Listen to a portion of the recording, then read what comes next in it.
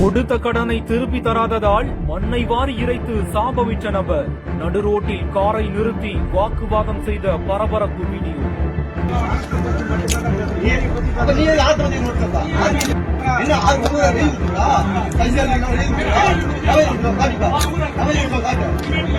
கள்ளக்குறிச்சி மாவட்டம் சின்னசேலம் ஊராட்சி ஒன்றியத்திற்குட்பட்ட கருங்குழி கிராமத்தைச் சேர்ந்தவர் தான் சசிகுமார். இவரு கருங்குழி ஊராட்சி மன்ற தலைவராக இருந்துட்டு வராரு.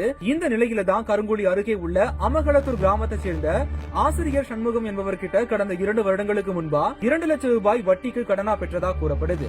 அந்த வகையில ஆசிரியர் சண்முகம் மற்றும் அவரது மகன் ஆனந்தராஜ் ஆகிய இருவரும் நேற்று ஊராட்சி மன்ற தலைவரான சசிகுமார் கிட்ட பணத்தை வட்டியோட செலுத்தும்படி கூறியிருக்காங்க. ஆனா சசிகுமார் தற்போது பணம் இல்லை என்றும் 2 மாதம் அவகாசம் வேண்டும் என்றும் கேட்டதா சொல்லப்படுது.